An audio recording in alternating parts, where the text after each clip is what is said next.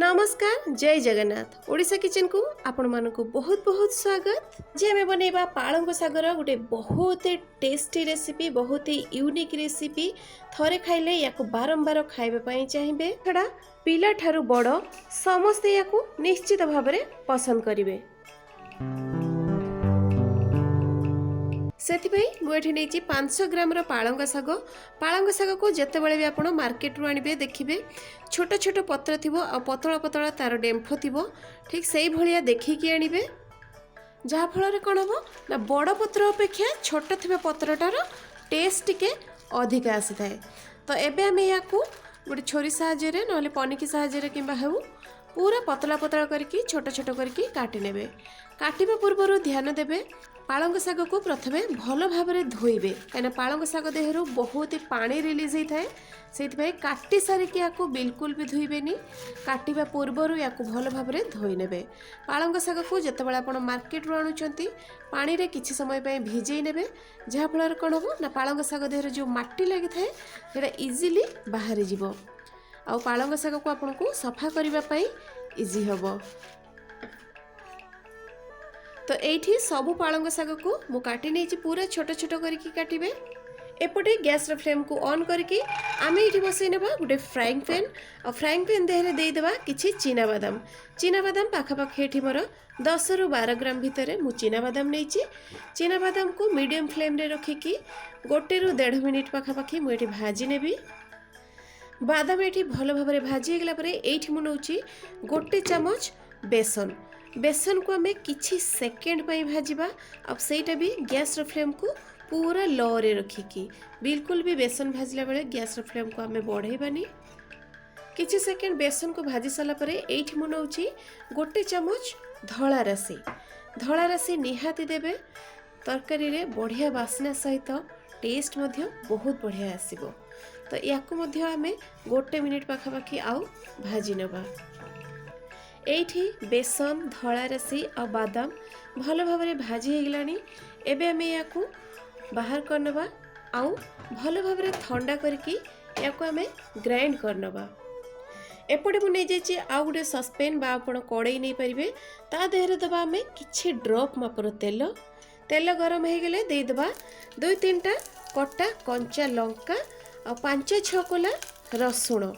याकु एबे आमे अल्प किछि सेकेंड पाई प्रथमे भाजी नबा।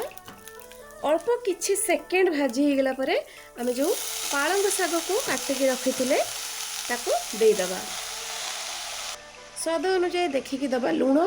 पालंग शाग रे एठी हमको बहुत ही अल्प लुण दरकार कहीं शाग मौली गला परे बहुत ही अल्प हो जाए। तो से आपण देखिकी सब बेले शाग रे लुण देबे।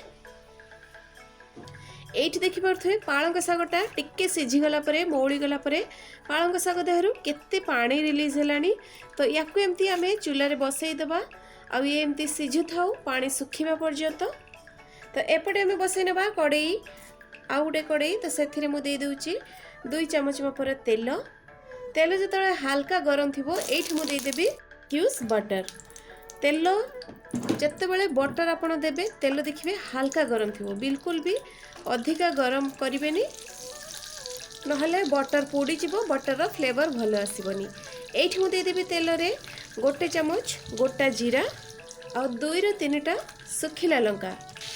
तेल आ जीरा को आ सुखिला लंका भल भाव में टिके भाजी गला परे एठी मु नैची छोट छोट काटिकी रखिथिबा 1 चामच रसुण। कटा रसुण निहाती देबे टिके अधिका बढ़िया बास्ना आसीबो। ता छड़ा रसुण को एठी काटिकी ही नेबे। रसुण टिके भाजी गला परे एठी मु नैची 1 मीडियम साइज रो काटिकी पूरा छोट छोट करके काटिकी नैची पियाज। याकु आमे भाजी नबा 1 ରୁ 1.5 मिनिट। 1 ରୁ 1.5 मिनिट पियाज भाजी गलानी। पियाज को अधिका आमे भाजीबानी। एठी मु नउची 1 इंच मापर अदा को कोरिकी आपण चाहिले छेचिकी भी नहीं पारिबे नहले छोट छोट खंड करके काटिकी मध्य नहीं पारिबे। अदा कोरा दे देकी तापरे आमे छोट छोट काटिकी नैची मु गोटे टमाटो ताको मध्य दे देबी। शाग देहर तो आमे लुण देइचे मसला को देखिकी एठी मु दे देबी लुण आउ देबी 1 बड़ चामच धनिया गुंड। लंका गुंड मध्य दे देबा एठी 1 चामच। जेहेतु शागर रेसिपी एटा तेणु मु अल्प हाफ चामच रु अल्प दौची हलदी गुंड। तो सबको दे देकी आम आउ गोटे रु 1.5 मिनिट ए मसला को भल भाव टिके कषि नबा। जदि पारिबे आपण घोड़नी लगेकी या कषि नहीं पारिबे। एठी देखि पारथुए मसला हमर बहुत बढ़िया भाव में कषे हो गलानी। तो चारिकड़ू ऑयल मध्य रिलीज हो गलानी। ए स्टेज रे आमे दे देबा जो बादाम राशि आ बेसन को आमे ग्राइंड करके रखिथिले ताको दे देबा। ए गुंड को दे सारिकी आमे मसला सहित आउ टिके याकू कषि नबा, जहा फल रे बेसनटा मध्य हमर पूरा परफेक्ट भाजी हो जिवो। आ ए गुंड को दे सारिकी आमे गैस रो फ्लेम को पूरा स्लो रे रखिबा, बिल्कुल भी हाई रे रखिबानी, नहले बेसनटा जळ जाई पारे आ तार टेस्टटा खराब हो जाई पारे। तो ये देखि पारथुवे भल भाव में मु किछि सेकंड पई याकू मसला को आउ टिके भाजी नेली। एबे एठी दे दबा पानी, हाफ कप मपर मु पानी दउची। आ पानी भी पूरा गरम पानी नहीं छी। गरम पानी नबा फल रे कोन हेबो ना तरकारी रो कुकिंग प्रोसेसटा स्लो होबनी आ तरकारी रो टेस्टटा मध्य बहुत बढ़िया आसीबो।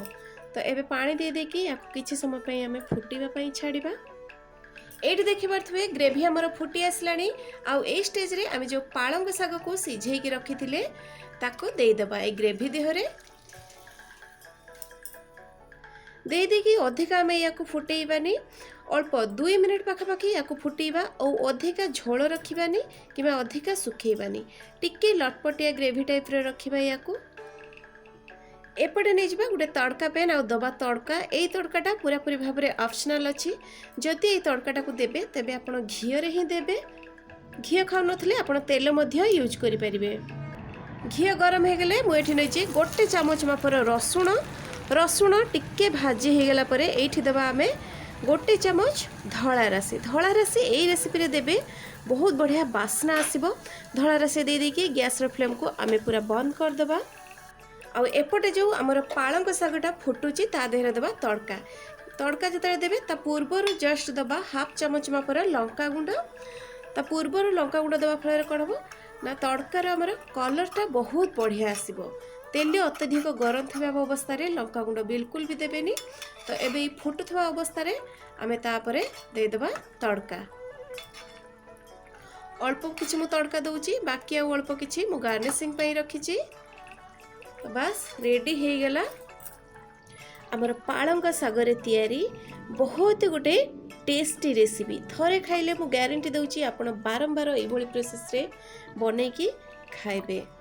आ भात रुटी पराठा सबुथिरे खाइबा पाई बहुत ही बढ़िया लागिबो।